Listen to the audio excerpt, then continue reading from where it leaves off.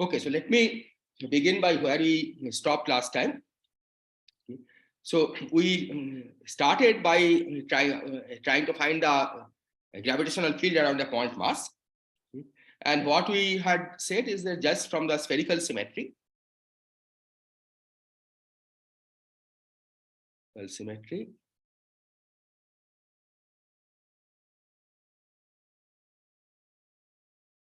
and time translation, because you want the solution to be independent of time.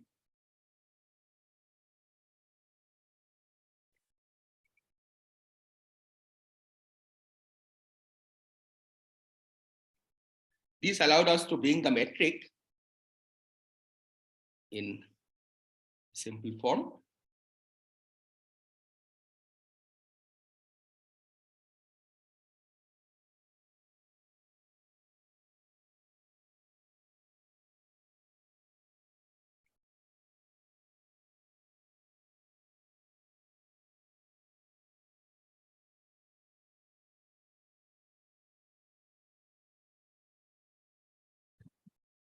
And then we substitute into Einstein's equation.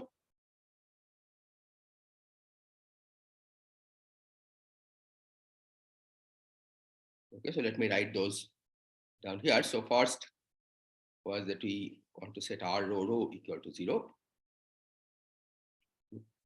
which is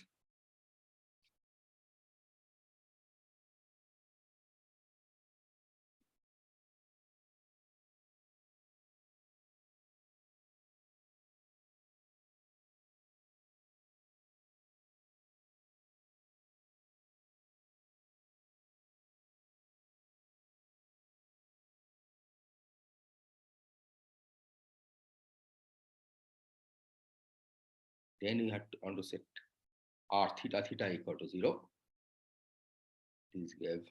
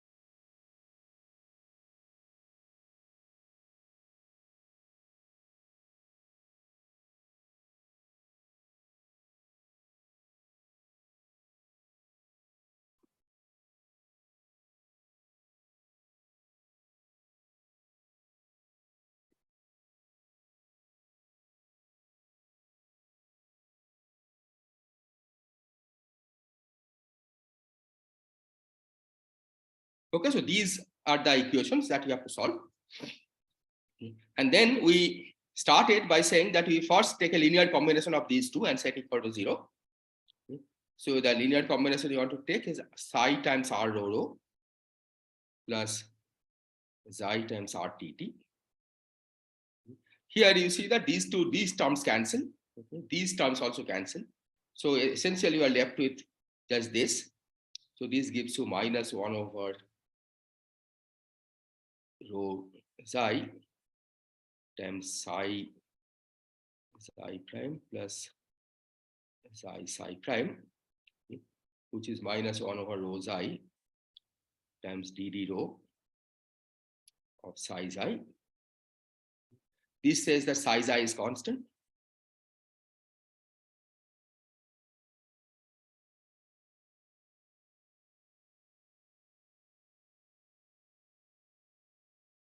And then we said that by simply scaling the time coordinate, I can change the normalization of psi. Xi remains unchanged. So we scale t to set psi xi equal to 1. Okay, so this is where we had stopped last time. So the goal today will be to proceed with the other equations. Okay, we'll use this equation and then see how we can simplify the other equations. Okay, and eventually you want to get a solution for psi and xi. Okay, is this clear? Are there questions on this?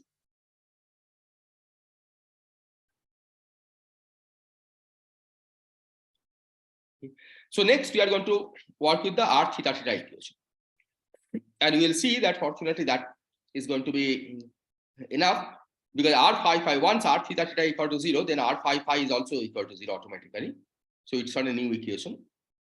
And then we will see that this basically solves the equation completely. And then you just have to verify that the last equation is satisfied. Okay, because so far you have only considered a linear combination of this first and the last equation. So let's look at this equation. Okay. And the idea is that we will try to eliminate psi in terms of xi, because we have psi times xi equal to 1. So that basically says that psi prime over psi is minus xi prime over psi. Okay, so you can rewrite this equation purely in terms of the function xi of rho. Okay, and then the idea is that we'll just solve it.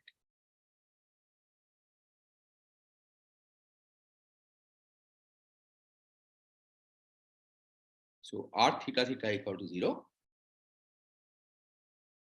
gives us minus 1 plus rho over 2 xi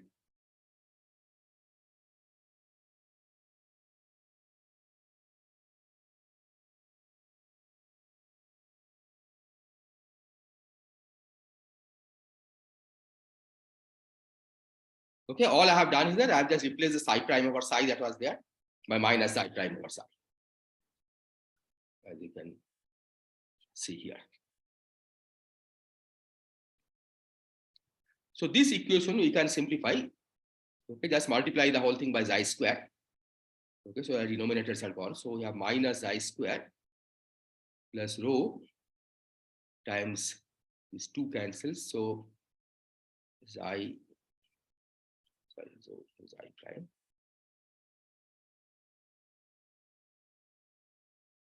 plus xi equal to 0. So this I can write as d xi d rho, which is xi prime, as xi square minus xi. That should be minus rho xi prime, right? Minus On the LHS. Yes. Minus. Okay, so this also has a minus sign. Okay, xi square minus I rho. So I can write this as d xi over xi times 1 minus xi as d rho over rho. So we can integrate this easily. If we integrate this, we get log of xi minus log of 1 minus xi as log of rho. That's a plus log of c.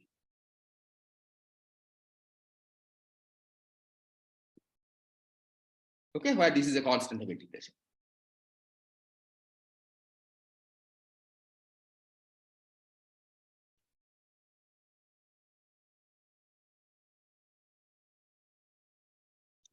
So this tells us that this part is just log of xi over 1 minus xi. So we get xi over 1 minus xi is equal to c times rho. So you can invert this. So 1 over xi minus 1 is 1 over 0. Right? So 1 over xi is 1 plus 1 over 0. This is a xi is 1 plus 1 over 0 inverse. And then psi, which is 1 over xi, is 1 plus 1 over 0. Okay, simple solution. Okay, and this is what we get from r theta equal to 0. Is this clear? Are there questions?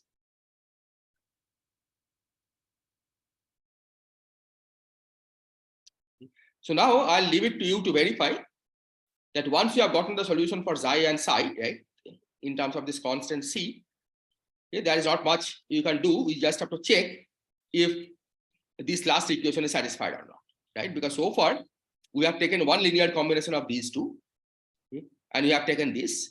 But taking this means also that this is automatically satisfied. So you only have to make sure that the other linear combination of these two equations hold. Okay, so which is equivalent to saying that you have to check that the last equation holds. And this you can check. Okay, I'll leave it as an exercise to check that RTT is indeed 0.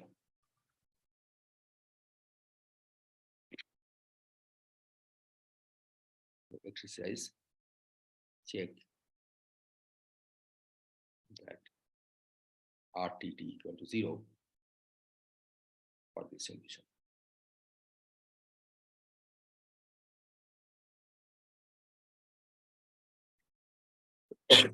Okay, so with this, we can now write down the metric.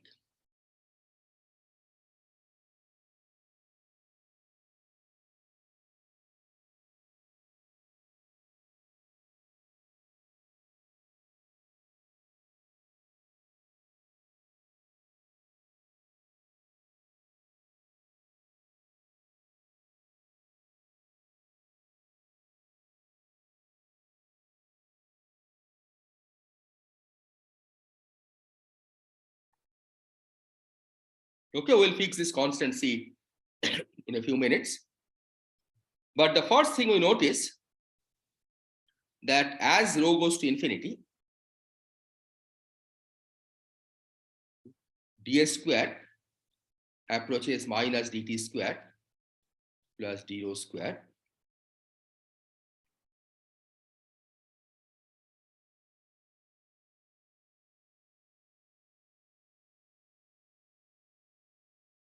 So this is Minkowski space.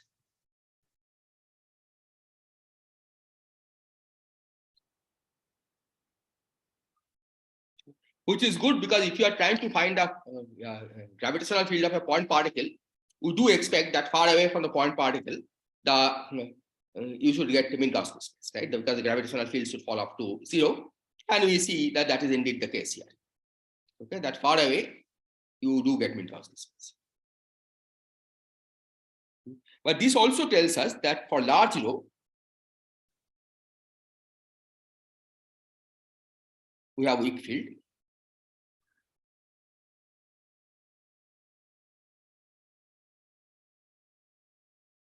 So we can actually identify what is what this field represents in terms of Newtonian gravity, because we do have a weak field.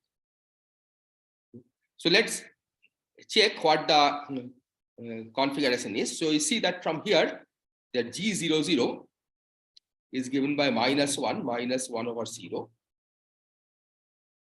But if you recall, G00 we wrote as eta 00 plus H00.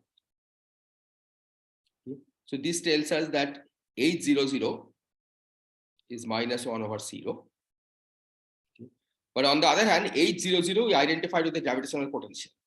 So H00 was identified as -2 times V, where this was a Newtonian gravitational potential.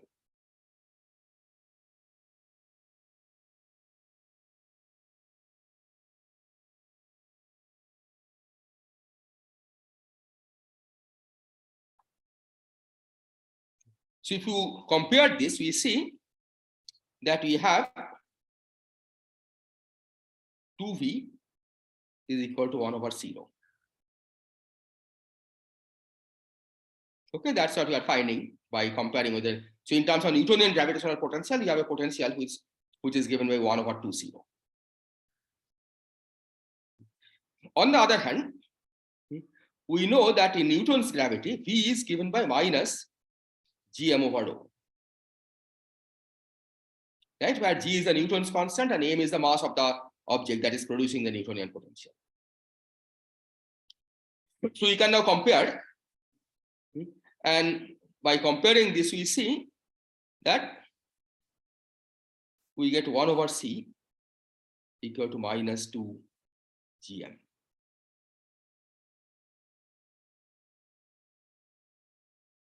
Is this clear?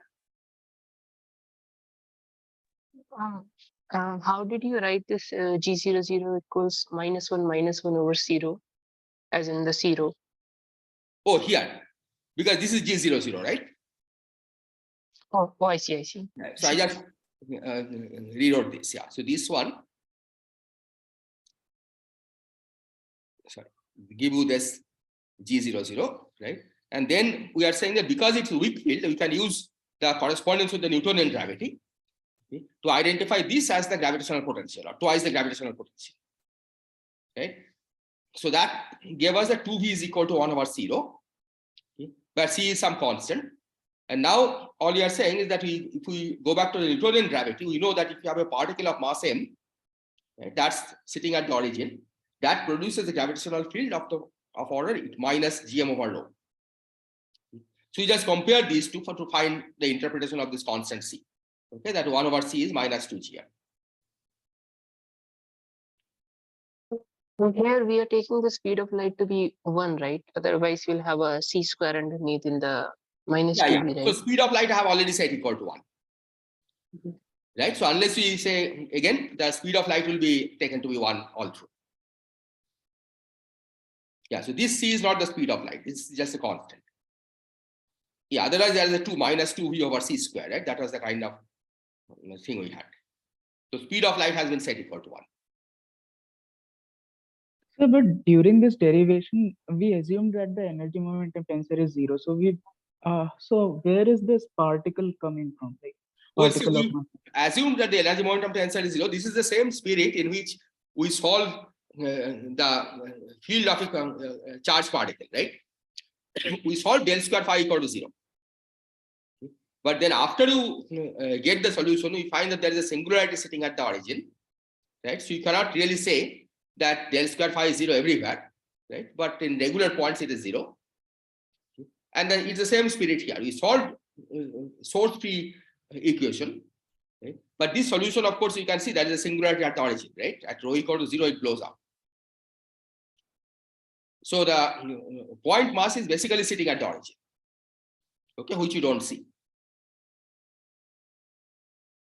Okay, what we see is a spherically symmetric. So the solution that we have found is a spherically symmetric solution, which at large distance behave as if it's producing the it is a gravitational field of a particle of mass m sitting at the origin.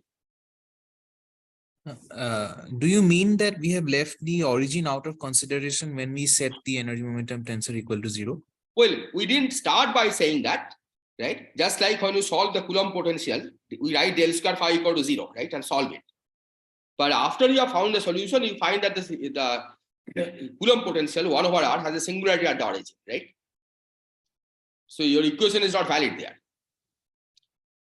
And it's the same story here, right? After you have found the solution, we find that there is a singularity at the origin, so the equation is not valid there. So that's the only place where the point mass could be sitting.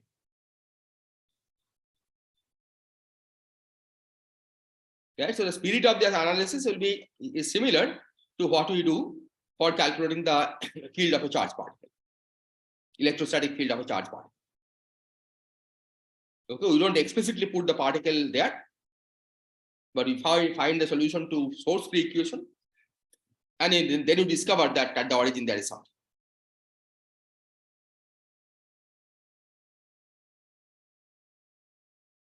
Is this clear?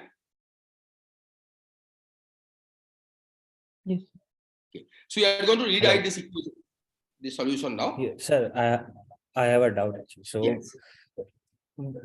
you have written as rho tends to infinity, we are getting this form of metric, which is implying it is Minkowski space. Yes. But when we started, we had R, right? And we went through a series of coordinate transformations, and then we got rho. Yes, that's true. But nobody told you that r is the radial coordinate, right? R was just a coordinate. So the interpretation of what the coordinate is, you have to decide after you have found a metric. Okay. Because otherwise, rho and r are of the same footing, right? Nobody tells you that there's no a priori description that r is a radial coordinate. Yeah. That's in general relativity, you always have to keep this in mind. That nobody gives you the coordinate system a priori. After you have found a metric, you have to try to interpret what the coordinate might mean. Yeah, and here you see that because it approaches flat space written in polar coordinates at infinity, we can reinterpret rho as a radial variable. But there are definition of spherical symmetry was that R should remain constant, right? That is true. Rho is a function of R. So if R remains constant, Okay, yeah, also yeah. remains constant. Okay, yeah. Then Yeah, so the symmetry transformation hasn't really changed. Okay. Yeah, so that acts basically on the theta phi space. Okay, any other question? So continuing on my previous question, can we explicitly check this by assuming the energy momentum tensor to be some delta 4 function? No, we cannot check this because gravity is nonlinear, right? As you said, that gravity can act as its own source, right? Unlike electrodynamics, right? The electromagnetic field doesn't carry charge. This is not true for gravity, right? So what we are seeing, the mass here, is the total mass of the system, right? That's all you can say. Okay. Right? It doesn't mean that if you calculate the actual energy momentum tensor at rho equal to 0, you'll get this M. Mhm. No, I was just trying to make a connection with electrodynamics. So in electrodynamics, we had the equation del square phi equals minus q times a Dirac delta function. Yeah. That was the original equation, and then we went on to say that okay, let's first solve the homogeneous part of this equation and then see what happens. Yes. So I was trying to connect this with that. Yeah. The reason that you cannot directly connect it is because the source that you'll find at the origin is not this mass. Right. I got you. Because in electrostatics, it is the source that is there in the origin is exactly what you see at infinity, because the electric field itself doesn't carry any charge. Right? So whatever charge source is electromagnetism is sitting at the origin. But this is not true for gravity, right? Because gravity is nonlinear, the gravitational field itself can source a gravitational field. Right. Right? So you cannot get the same just by looking at the origin and trying to identify the coefficient of the delta function. Okay. So this capital M can't even be some function of that coefficient of that delta function. Are you saying that? So Well, it can be a complicated function okay. of that coefficient, right? But in general, it's different from that coefficient, right? It will, of course, after all, there's only one parameter, right? So everything should be a function of everything else, right? Right. Because the whole solution is parameterized by M. Right. Okay. Right? So that clearly shows that whatever is sitting at the origin must be also a function of M. Okay. Thanks. Okay, so let me now write down the solution again.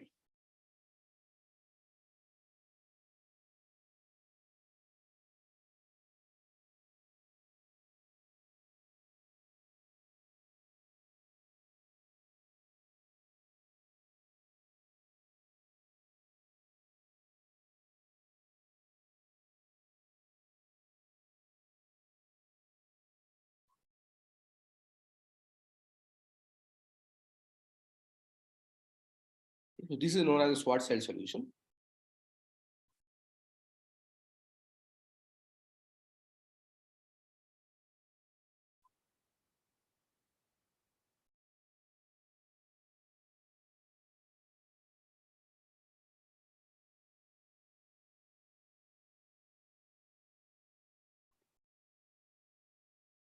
Okay, so this, as I describes the gravitational field of a point mass. Now, by looking at this, you see that there is something strange that happens besides the singularity at rho equal to 0, which of course one expects. Okay, that there seems to be a singularity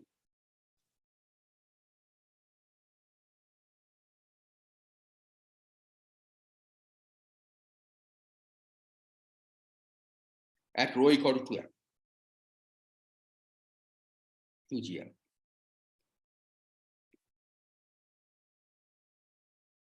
right? Because the dt square coefficient breaks down, goes to 0. This coefficient goes to infinity, right? So there seems to be a singularity at rho equal to 2 gm. Okay. So we'll see later. We'll see later that this can be removed by coordinate transformation. This is not a genuine singularity.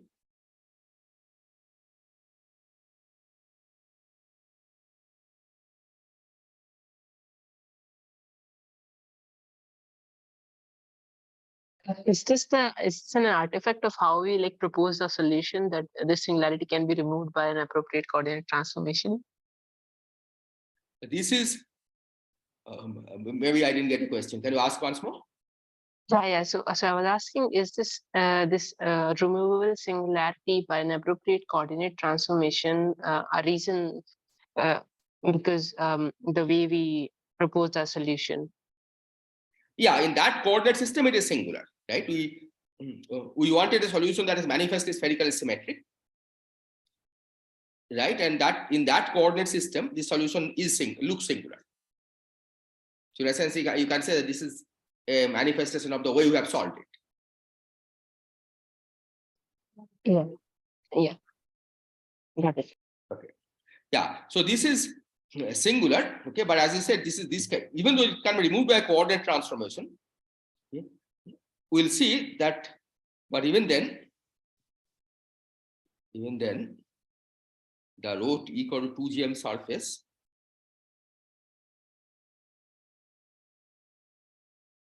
has unusual properties, right? We'll study this. This is what is called the event horizon.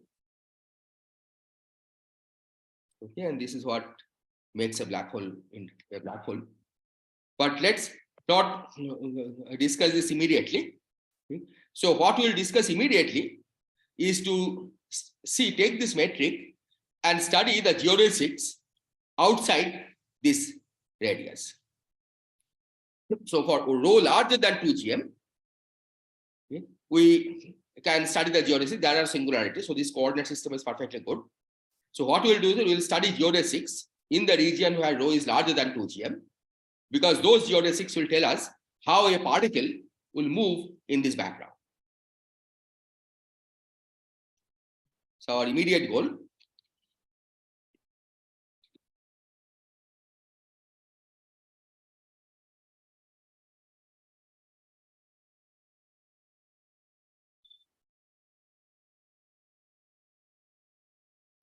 will be to study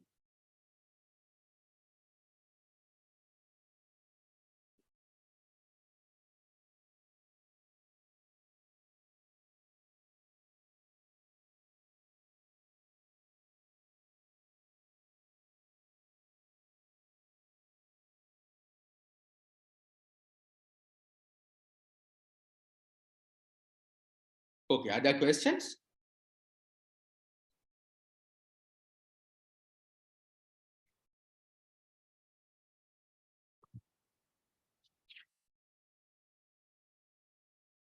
Will this condition hold in a, let's say, a transformed coordinate system, this greater than condition?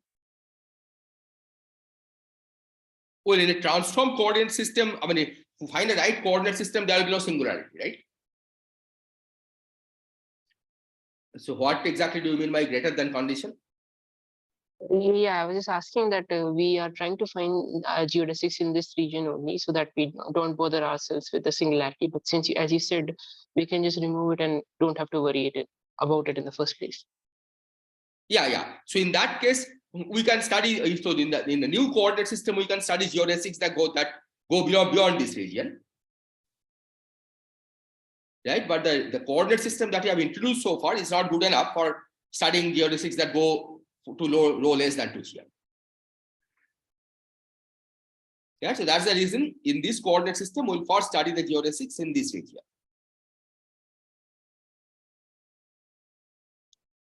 Is that point clear? Yeah. Right? So there are certainly geodesics that go beyond this region. Okay, if the space is non-singular, if the space-time is non-singular, you can certainly have geodesics that go beyond this region. But those cannot be studied in this coordinate system. Right? You have to use a new coordinate system to study those geodesics. Hello. Yes. Yes, so why isn't this coordinate system good for studying geodesics in rho less than 2 GM? So at rho equal to 2 GM, there's a problem, but why not? Well, the point is you have to check if rho less than 2 GM, this coordinate system, I mean, it still makes sense, right? So what we are saying is that as you go towards rho equal to 2 GM, you have to use a new coordinate system. Right? Okay. You don't even know in this new coordinate system, right? The region rho less than 2 GM makes sense, right? It may become something other than what we see here. Right? I'm not saying that this necessarily is what happens, but whenever there is a singularity that you find, right? Okay. And you want to cross it, you have to first change coordinates, right? To understand how to go beyond the singularity. And then you can ask whether beyond that singularity, you can again use a rho coordinate system. Okay. So this is kind of a rule of thumb that wherever you have a singularity, you have to kind Exactly. of change. Yeah. Because you may go into a different branch, for example, right? Okay. When Okay. we go to a singularity, right? Which may have nothing to do with what the metric looks like for rho less than 2 GM. Okay. Okay. Okay. Thank you. But Okay. it seems like it's conventional because we could have, I mean, what's the difference between rho greater than 2 GM and rho smaller than 2 GM region? Well, we'll see. We'll see what the difference is. I mean, right now, the rho less greater than 2 GM, right, is the region that we are familiar with, right? Because far away from a point mass, this is okay. Yeah. Right? So that's the region we understand. Okay. Right? And that's why you want to study the motion of geodesics in that region. Right? Because For we example, you know want to see- behavior for rho tends to infinity. That's why we are considering this. Exactly, right? For example, if you want to study Okay. the motion of a planet around the sun, Hmm. then this is a region you will be studying. Right? Yeah. Because we are far away, we are certainly feeling the gravity of sun as a weak field. So this, Yeah. so it's not useless, right? I mean, we are still going to find the exact solution. Okay? But for those geodesics which do not enter the region, which do not cross the rho equal to 2 GM region. Okay, and as I said, it will be good enough for describing the planet, motion of planets around the sun, or motion of light around the sun, and so on.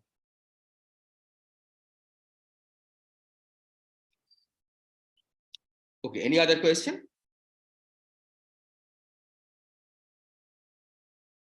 Okay, so let me then say what we are going to do.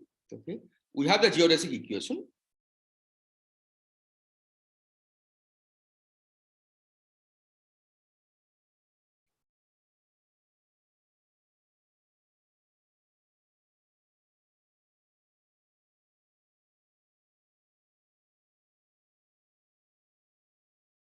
So all that you have to do, okay, is to calculate this gamma.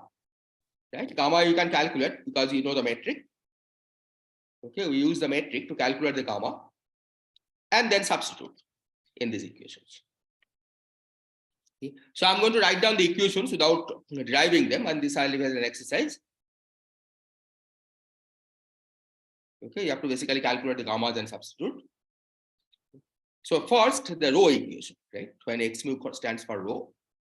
So d2 rho is the most complicated one.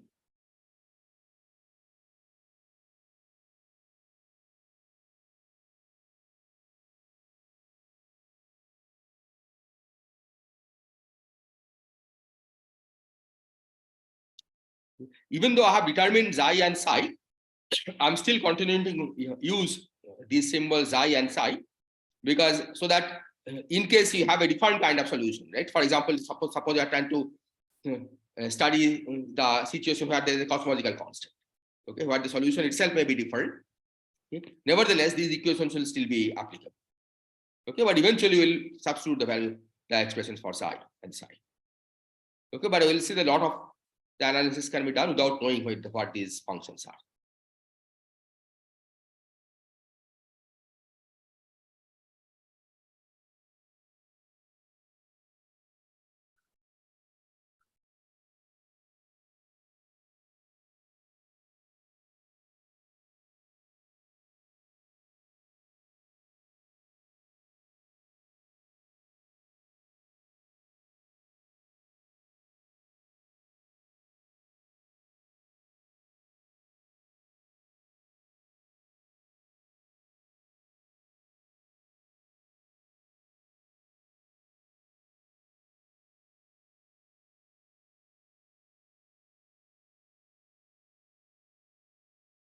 Okay, so this is the first equation.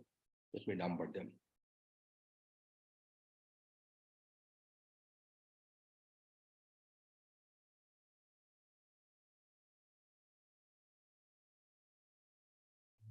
Different colors will be a bit confused.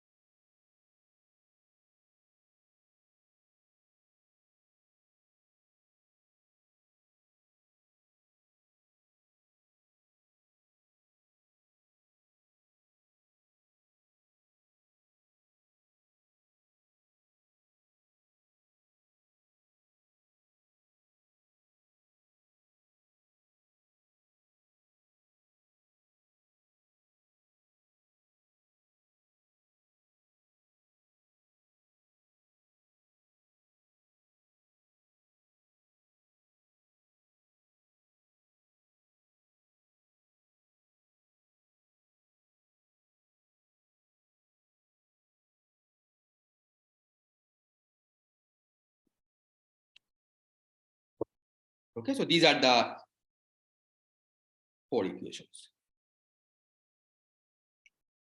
Okay, which you get by taking different values of mu, right? Rho, theta, phi, and t. So the idea is that you have to now analyze these equations. But first, we are going to try to make some simplification based on symmetry. Okay. So for this, let's look at this equation over here. So let's suppose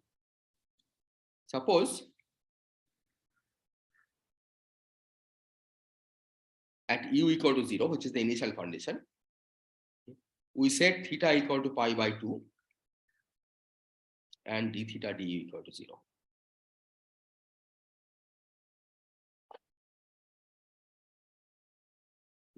So if we set theta equal to pi by 2, right, then this term vanishes. And if we set d theta d equal to 0, this term vanishes. So this tells us that the second derivative of theta is 0. So which means that the d theta du doesn't change, right? So theta doesn't change. And this then feeds back, right? So it's a consistent solution, okay, of this equation. So that means equation 2 can be solved consistently by setting theta equal to pi by 2 and d theta d equal to 0. Okay. So this solves the equation fully. So this configuration solves the theta equation.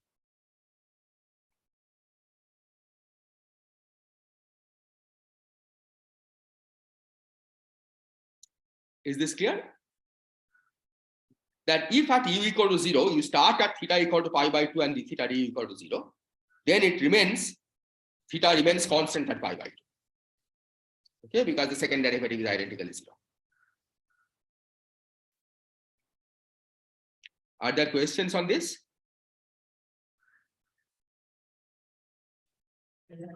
Could we not have put theta equal to something else? I mean, theta equal to 0, let's say. No, you could. So you should distinguish the cause and effect, right? Here I have said that if we set theta equal to pi by 2 and d theta d equal to 0 at u equal to 0, then theta will remain fixed at pi by 2.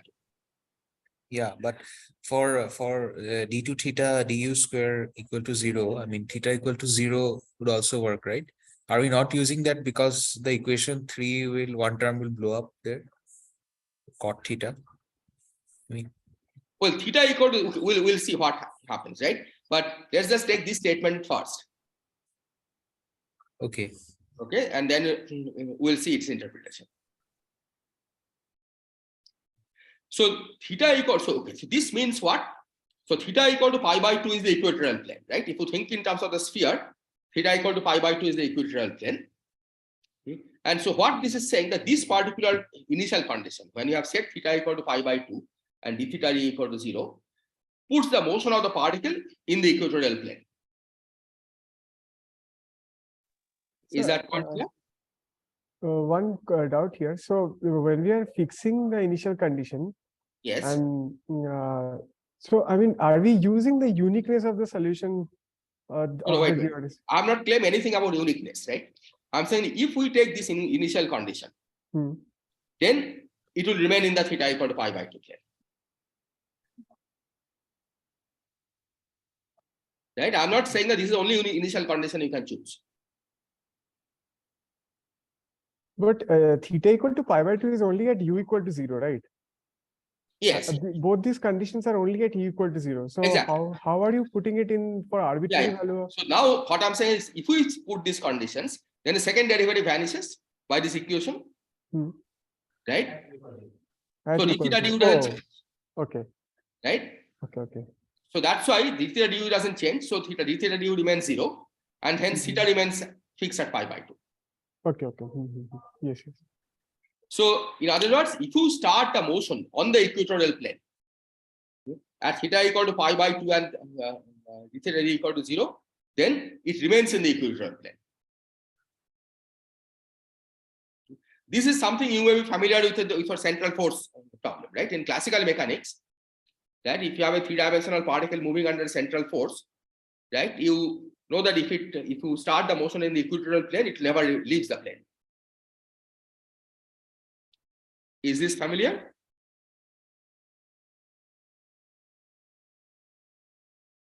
Right, all the planetary orbits are planar, right?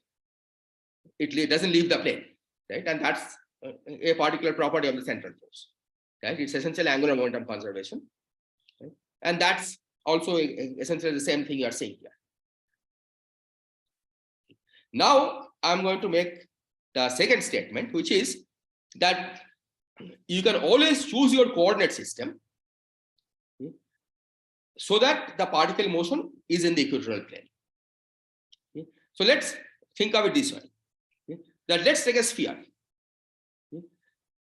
Initially, the particle in the theta phi coordinate has to be somewhere on the sphere. Okay, that's clear. Okay. So take the particle at some point on the sphere. Now, through that point, you can draw many geodesics, right? Infinite number of geodesics, which are all great circles passing through that point.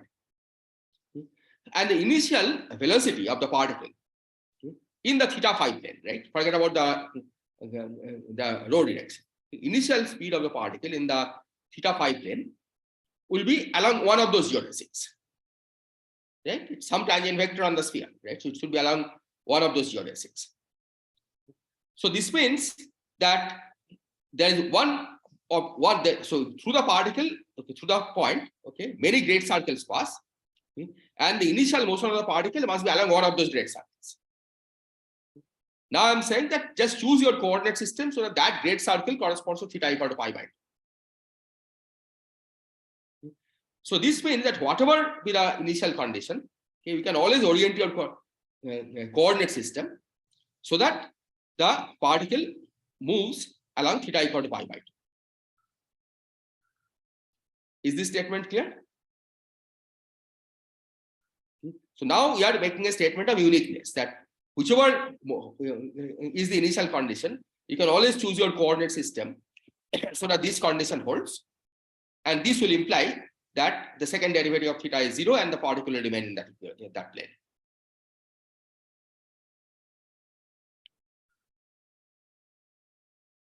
Are there questions? First derivative is taken at pi by 2, right? Theta pi by 2. Yeah. So first derivative with respect to u, right? So the particle, to see, this is a second order differential equation, right? So you need two initial conditions. Just like a Newtonian mechanics, right? You have to specify the position and the velocity of the particle. We are doing it now on the sphere, right? So theta and phi are the relevant variables. Okay. So what we are saying is that on the sphere, right, the particle must be somewhere on the sphere, right? It has to have some at u equal to 0. You have to specify the theta coordinate and the phi coordinate. So at some point on the sphere that specifies the particle, right, angular position of the particle. Then, and there has to be then some geodesic, some great circle passing through that particle whose tangent is the initial speed. We are choosing the equatorial plane along that particular great circle. That's the way I'm choosing my coordinate system.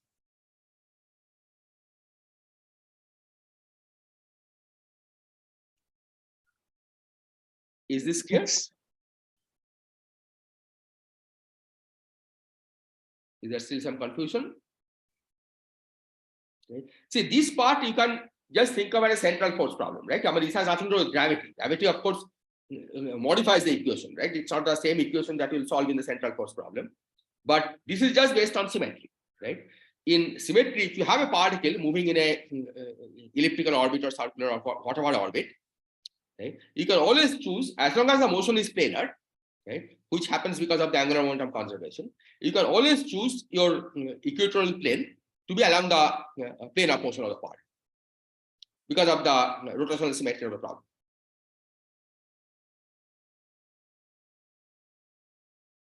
So the upshot of this is that we will simplify our equation, okay, by assuming that the particle moves along the theta equal to pi by 2 plane.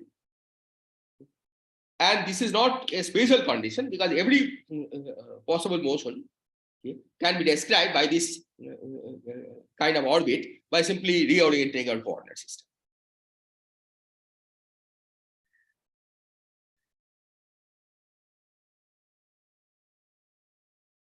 Are there questions? Is this point clear?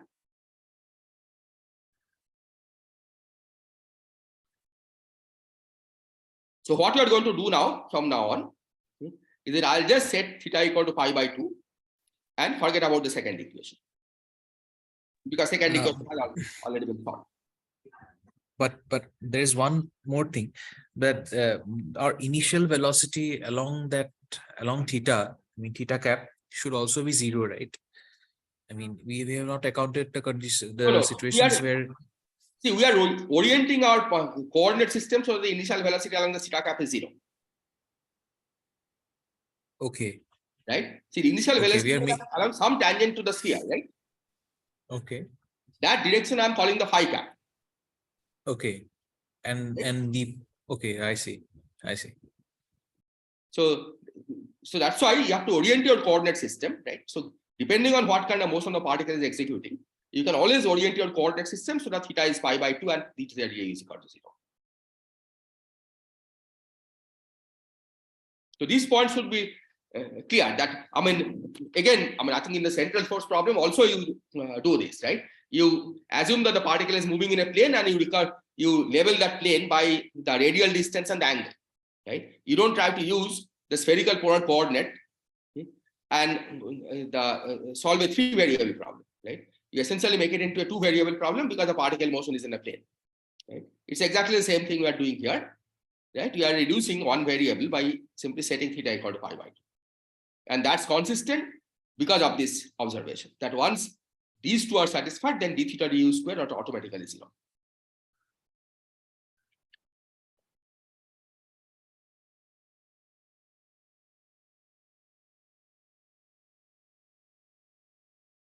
Okay, so you set theta equal to pi by 2. D theta equal to 0.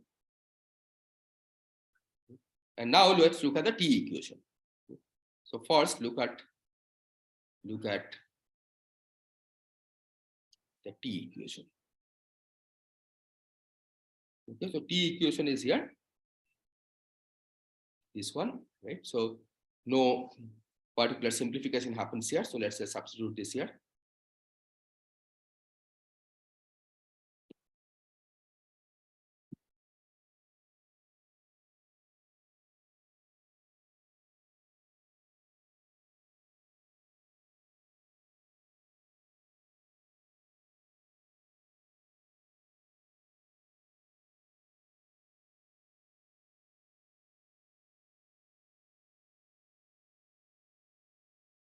So you are going to manipulate this by multiplying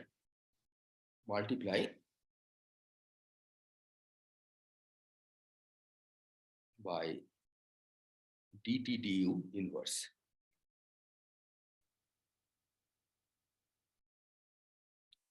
So you get dt du inverse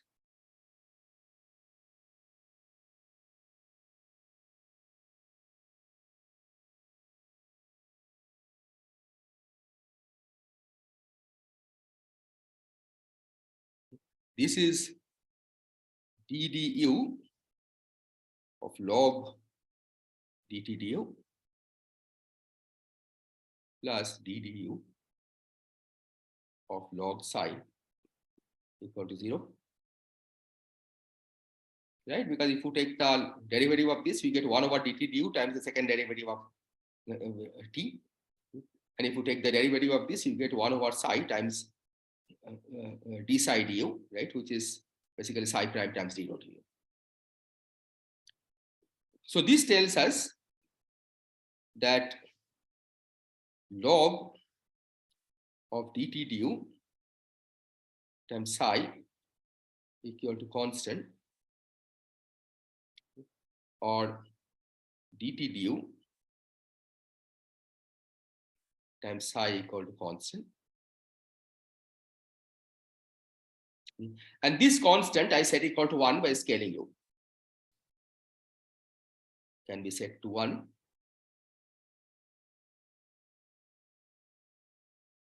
by scaling u.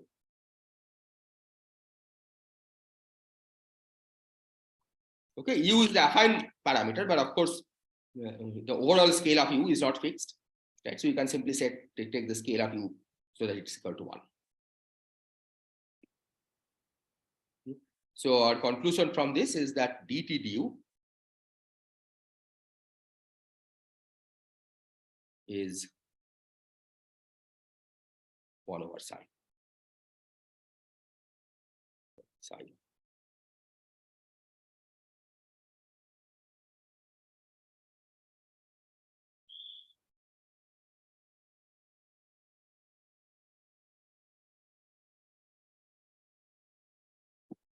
Is this clear?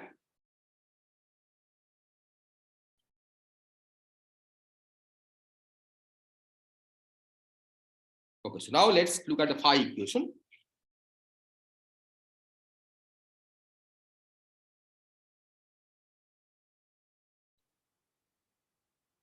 So we have d2 phi plus 2 over rho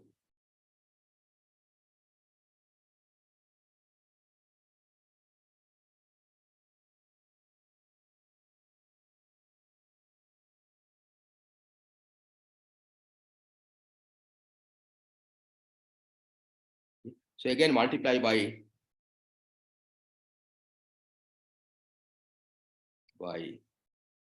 d phi du inverse. Okay, so we get d du of log d phi du as before. And this one now plus d du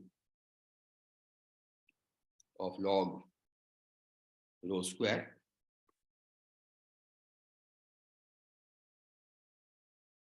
Yeah, log rho square is 2 log rho, so 2 d rho over rho. That's what you'll get. Equal to 0. So rho square d phi du is constant.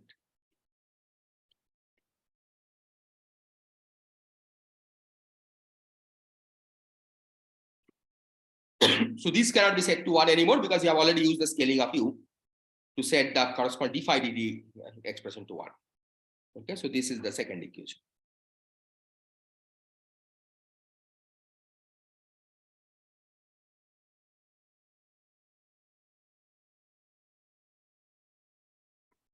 Is this okay? Any question?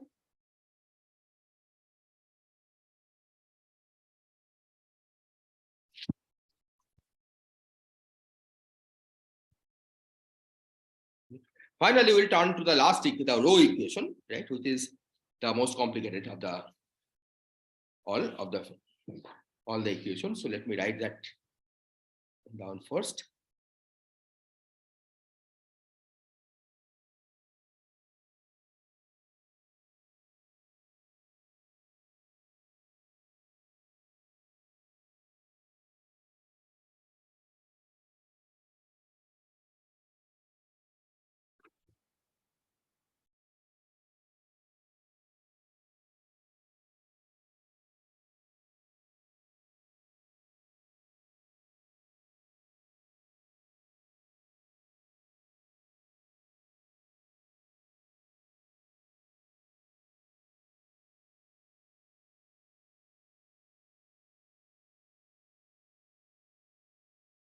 Okay, so you are going to substitute for d phi du and dt du, whatever results you have gotten so far, you will just substitute.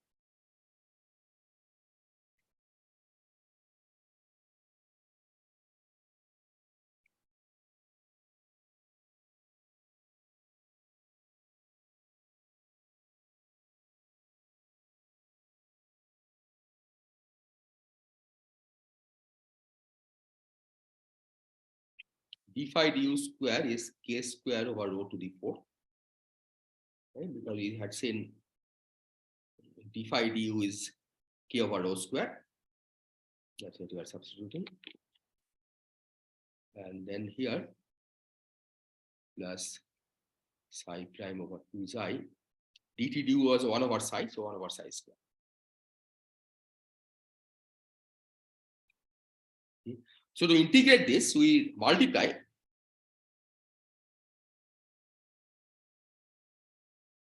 by Sorry, Shouldn't shouldn't it it be be d square phi instead of sorry, it should be d square rho instead of d square phi, the phi. first term. Yes. Yes. Okay. Any other question? Okay, so you multiply by 2 xi d rho du. Okay. So this gives you 2 xi d rho du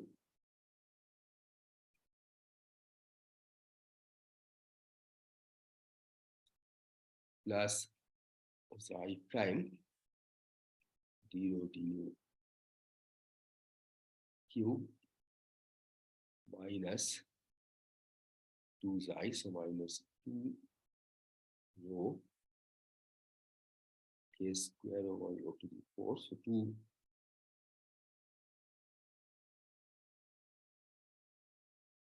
is 1 so k square over rho cube d rho du plus psi prime over psi square d rho du equal to 0. So these now can be integrated because the first two terms combine into d du of xi d rho du whole square. Okay, let's see. So first, when d du act on xi, pardon,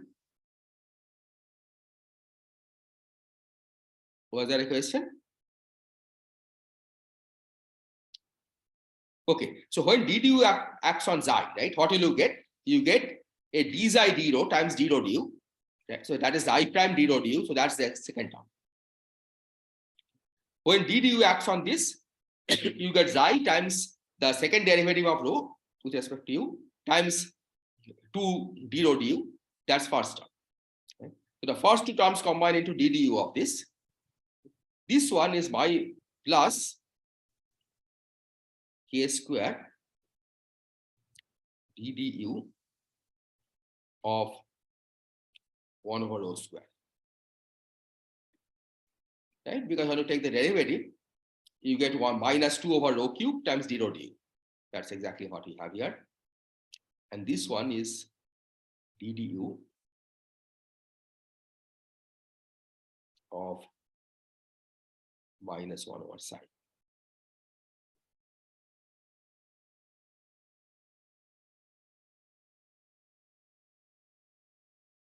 Okay. So this tells us that xi d rho du square plus k square over rho square minus 1 over psi rho is some constant which I'll call n.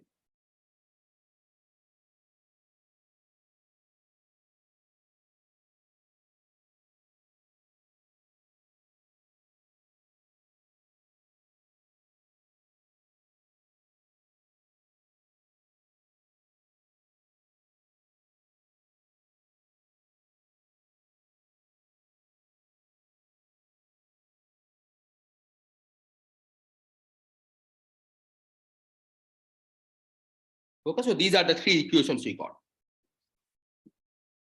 Okay, and now basically what we are going to do is to eliminate u. Okay, so let me write the three equations first, and then we will see how to eliminate u.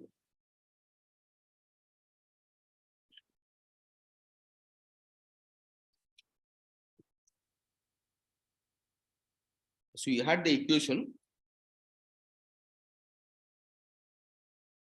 psi dt du equal to 1.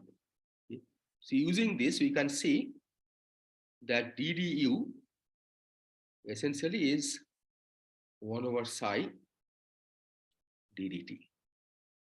Right? Derivative with respect to u can be rewritten, re-expressed as derivative with respect to t, because ultimately, if you want to have the trajectory, have the particle motion, right? U is just a fictitious parameter, right? That labels the trajectory. So if you want to eliminate u, we can replace ddu by 1 over psi dt. Then the rho square d phi du equal to k can now be written as rho square 1 over psi d phi dt as k, or d phi dt as k psi over rho square.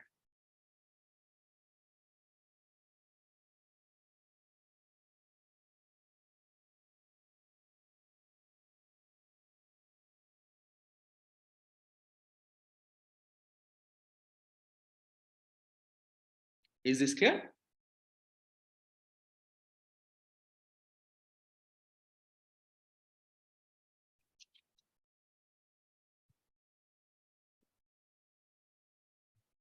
And the other one,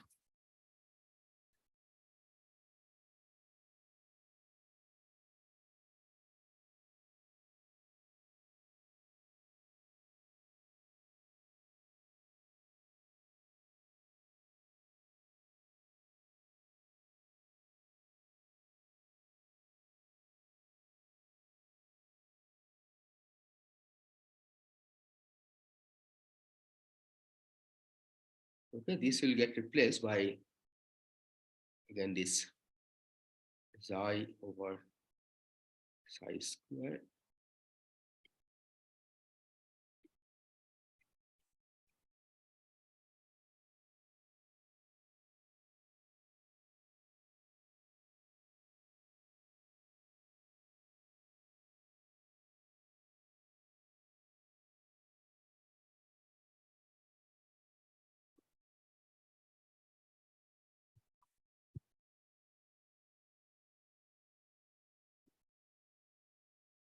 So basically, we see that we have two first order equations, right?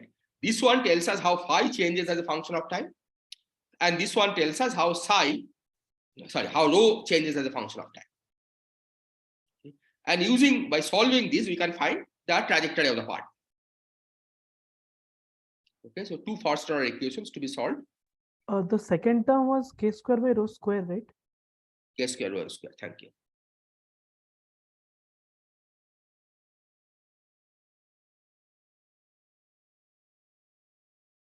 Let's check here.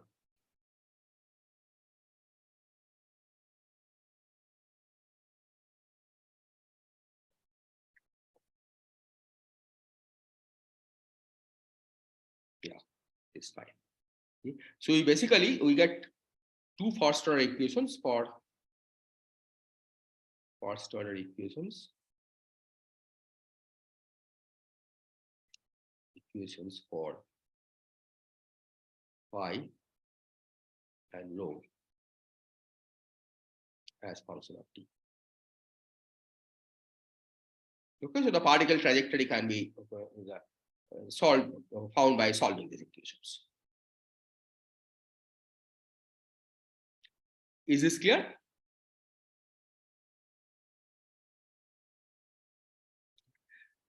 Okay, now we can also do something else, which is suppose you are not interested in the time evolution of the trajectory, but just the shape of the trajectory.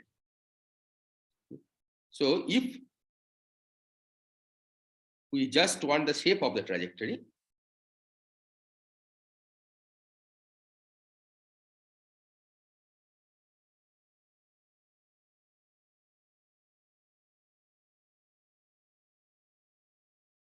then we can eliminate T.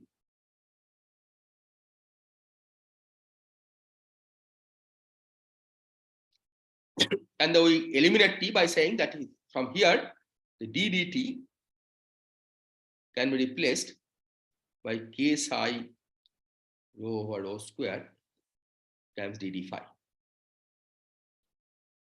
Okay. So that gives you an equation that determines rho as a function of phi, right? Which is exactly how the trajectory is shaped, and not, so it doesn't contain information about how, at what time the particle reaches various points in the trajectory. Okay, but there's a shape, the overall shape of the trajectory, right? So let me write the equation in that form as well. Okay. So you just substitute for here the k psi over rho square. So here the psi square gets cancelled, so you get k psi k square over rho to the 4 d rho d phi square plus k square rho square minus 1 over psi rho equal to n.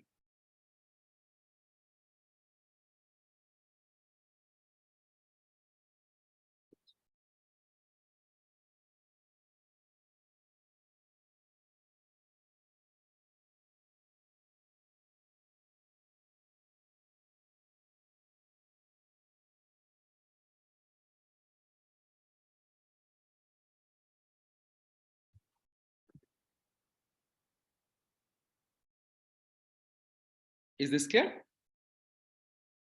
In some limit, would this, or under some coordinate transformation, will this become the Brachistochrone problem, because we only have two coordinates involved here, right? Yes. Well, I mean, that depends on, see, this is general relativity, right? So the shape of the particle here is not exactly the same as the shape that you'll get in the Newtonian gravity. Okay? But you'll get some shape. Relativity is something like a great circle, right? Well, the psi of rho is a complicated function, right? Well, not complicated, but it is certainly it's not equal to 1. Okay? So in general, the shape of the trajectory will be complicated, right? It will not be great circle of anything.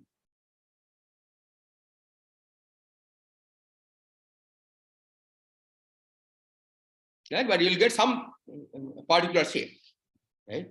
Depending on your initial condition, it will just move along some particular trajectory. So if psi was 1, then you would have obtained conics, right? As in flat space-time. Yeah, I think first, if you set psi equal to 1, you'll probably get back the usual. Well, xi also is there, right? Yes. So You have to- psi and xi are related, right? Psi and xi are related, yes, indeed.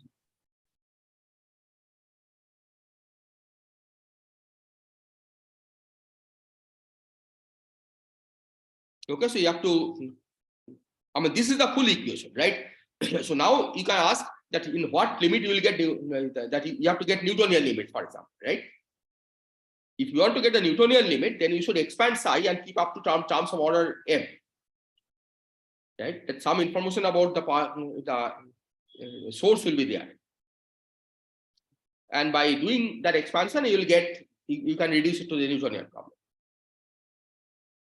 But this trajectory will in general be different from the Newtonian trajectory, because after all, we are trying to understand how general relativity differs from Newtonian gravity. And in general, this trajectory will not be the same one that you get in the Newtonian gravity. Maybe it's obvious, but I can't quite see if we have some limit and we reproduce some Newtonian law from here. Why should the trajectory be different? Why should the trajectory be different? Different from what? So in under some Newtonian limit, let's say. Yeah, see, it will be different. Newtonian limit will be when the mass is small, right? Because the deviation from the gravity is, then the gravity will be weak, right? So that is the limit in which you have to expand psi and xi in, okay, let me remind you what psi and xi were. So psi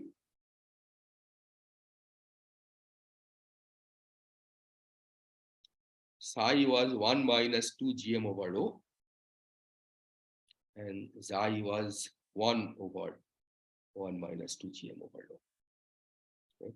So clearly we expect that as m goes to 0, we should recover Newtonian limit. We should recover Newtonian result, right? It better be that in the weak field limit, we do get what Newtonian gravity tells us.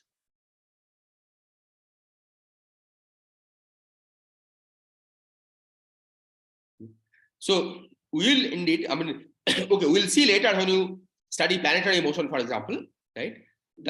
How you recover the Newtonian limit. But this is one of the things, things you have to do to get the Newtonian limit. Right? So these have to be expanded in appropriate parts up to, say, linear terminum.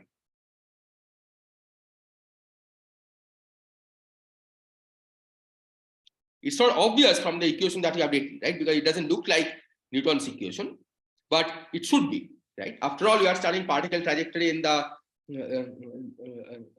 this is a geodesic equation, and as we have seen that in the weak field limit, the geodesic equation should be producing what Newton's laws of gravity should tell us, should give us, even though it's not obvious from the form of these equations that you have written.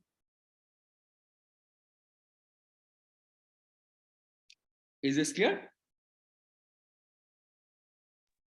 Thanks.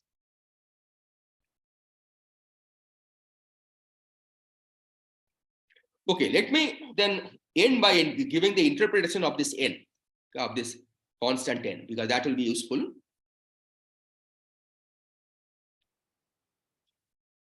So interpretation of n.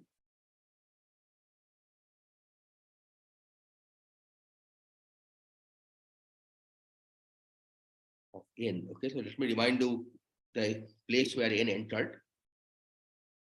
N was I d.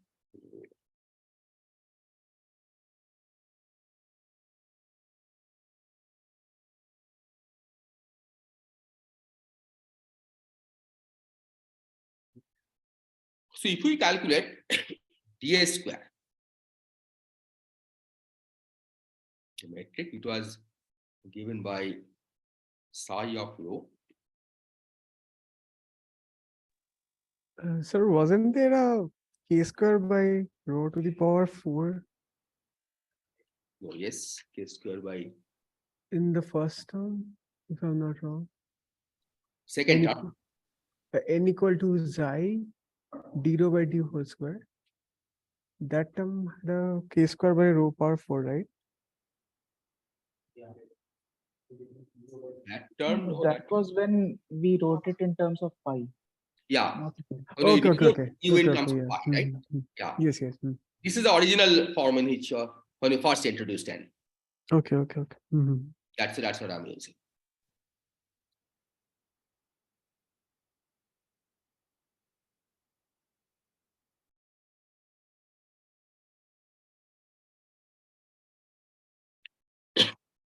Okay. So d theta is 0. Okay, because you are working on the equatorial plane. So ds du square is minus psi rho dt du square.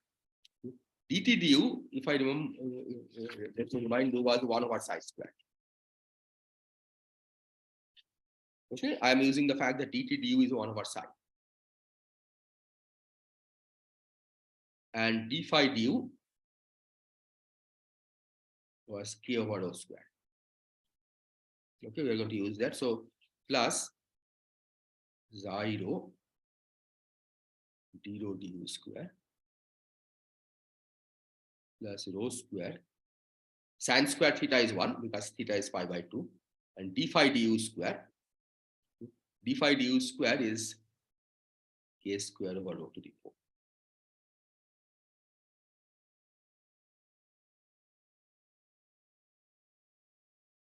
So this is exactly, you can compare.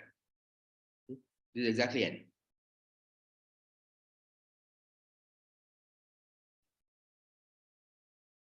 So the n, the constant of integration that we got, right, that is basically ds du square. So this tells us that n is 0 for light-like trajectory, light-like geodesic.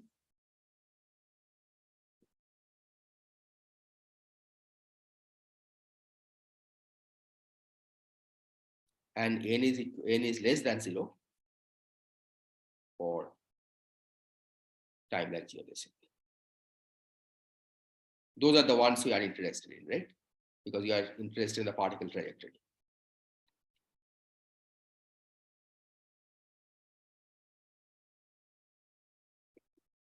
So this insight is what we are going to use. So let me then summarize and then explain what we are going to do next time.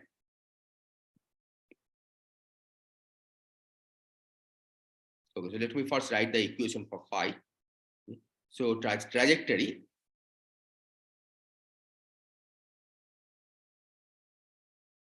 is, or the shape of the trajectory, let me be more specific. Okay, we want to also can also find the time evolution, but what will be of interest to us more is the shape of the trajectory.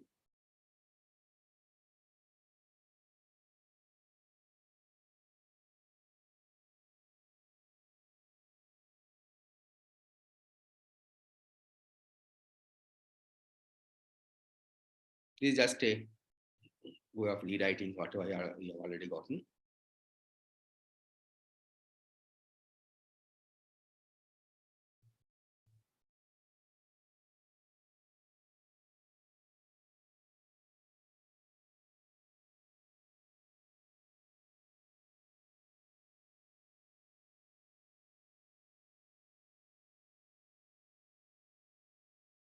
Okay, so this equation is basically this one.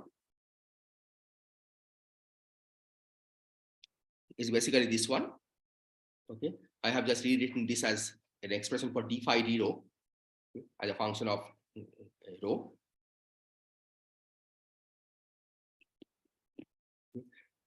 So we are going to solve for phi as a function of rho by solving this equation. Okay, Are there any constraint on the values of k? K is a constant of integration. Yeah. Right. So, So, of course, the initial condition may put some condition on the constant on the value of k. Right. But as of now, we are not putting any constant. This will be determined by the initial condition. okay. Right. If you start the particle motion at some value of rho with some d phi 0, that fixes the constant on k. That fixes k. So right now we just leave it as a constant, k and n. And then you have learned that n is equal to 0 for light-like trajectory.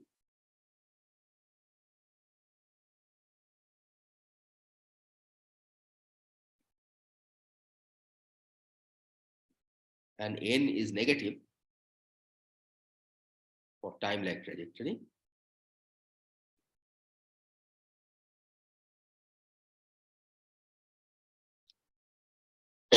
So next time we are going to solve this for two separate cases. We'll solve this equation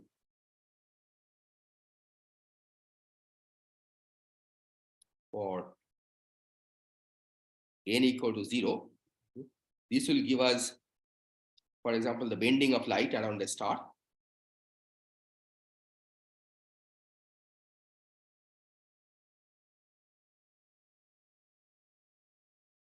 Or any heavy object. Okay, because we'll basically find phi as a function of rho and see how much phi changes as rho, say, goes from as the particle trajectory comes from infinity and goes back to infinity. We'll also solve it for n less than 0, okay, bound orbit. And this will tell us the trajectory of, say, a motion of planets around the sun. Right? Those are bound orbits. And you will see in particular that unlike in the Newtonian gravity that are familiar, where you get periodic orbits, the orbits around the sun will no longer be periodic. Okay, once you solve these equations, okay, the general relativistic corrected equation, the orbits of planets around the sun will no longer be periodic. Okay, that will also come from by solving the same equation. But the masses that will be orbiting the plus sun, suppose, wouldn't it also affect the trajectory of the sun, and it will change the metric itself? Yeah, it will in general, but we'll use the approximation that the mass of the sun is much larger than the mass of the planets, so that Okay. effectively we can ignore the effect of the mass of the planet on the sun. Okay. But in the full calculation, of course, will include also taking into account the mass of the planet. So in general, if we solve Einstein's equations, we'll have to take metric to be some function of time as well. Exactly. Yeah. Okay.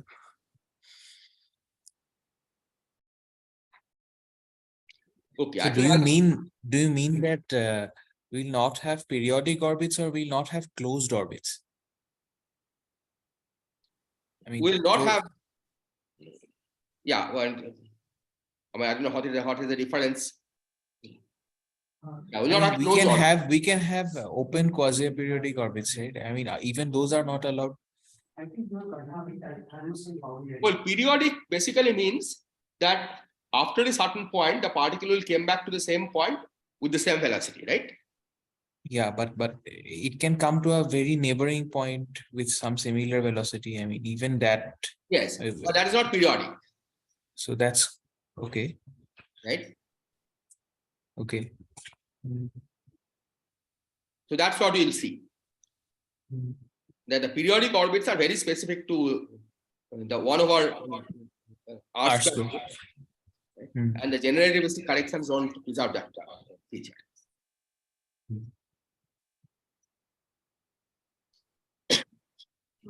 With the equations that we have in place, can we work something like light being like bending around a planet or a star, or will that be like a very strong gravitational field considering our approximations?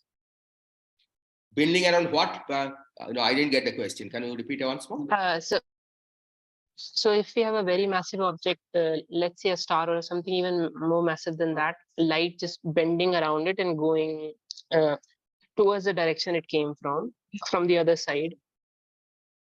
Yeah, Can we see something happening? Well, that kind of thing requires, black holes, because normal stars and planets, the gravity is weak enough so that it doesn't bend all the way and go back. Okay? But for black holes, it can happen. Okay, if light goes too close to the black hole, right, we'll see. Black holes are basically the objects for which you go towards rho equal to 2 gm, right? When rho is very close to 2 gm, such bending can happen. But for normal stars, the size of the star is basically much larger than 2 gm. Okay, so you never see this kind of singularity there. So we have to have a finite largeness than this 2 gm, right? Like finitely large. You have to have like this rho it should be significantly greater than 2 gm for these equations. For the rho significantly larger than 2 gm is when the gravity is weak, right? So as long as you stay rho class sufficiently larger than 2 gm, the kind of events that you are saying, where the light bends and goes back, that doesn't happen. But if the trajectory passes close to 2 gm, then it can happen that the light will bend all the way back. Was that the question, or maybe I didn't get the question correctly? Yeah, I was trying to ask this. You said something like 2 gm being sufficiently large. So what is this sufficiently large amount? No, 2 gm is not sufficiently large. I'm saying when rho becomes much larger. Sorry, rho. Yeah, rho being sufficiently large. Exactly. Say, a large multiple of 2 gm. Right, rho equal to 10 gm, for example, will be too big for this bending backwards to happen. But if you go, say, rho equal to 2.1 gm, right, that's close enough. to the event horizon. So strong gravity requires that we go close to 2 GM, and then various strange things can happen. Right? But what I was saying is that for normal stars, right, the radius of the star, right, star has a physical radius, right, which is basically the material that makes the star. That physical radius is typically much larger than 2 GM. So you never go close to the region where the strong gravity effects can come into play. Okay? But for black holes, it can happen because black holes, I mean, there you can go close to rho equal to 2 GM.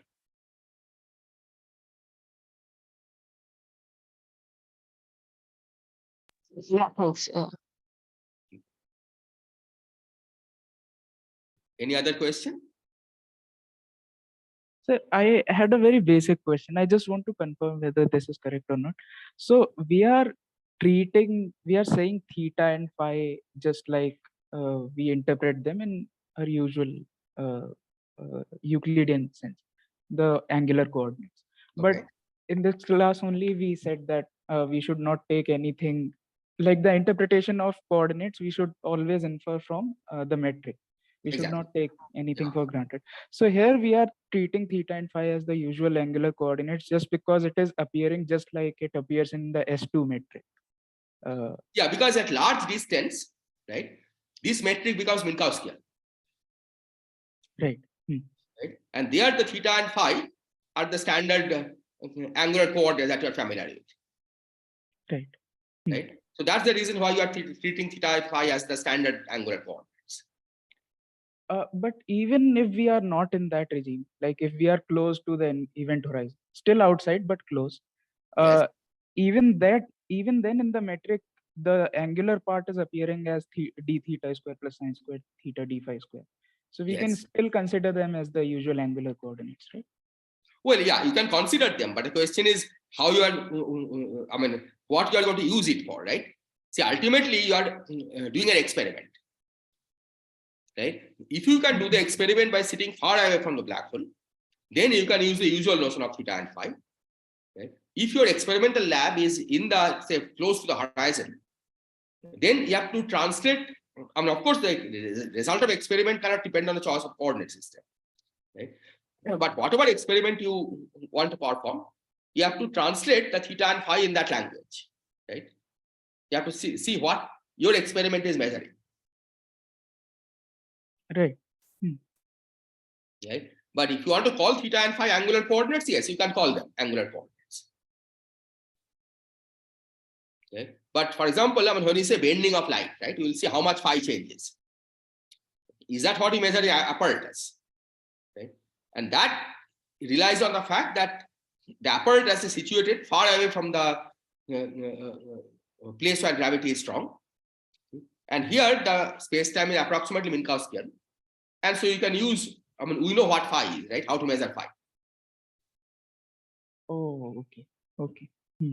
Okay, I got it. So if you are sitting close to the horizon, you have to design an experiment that can actually measure phi, right?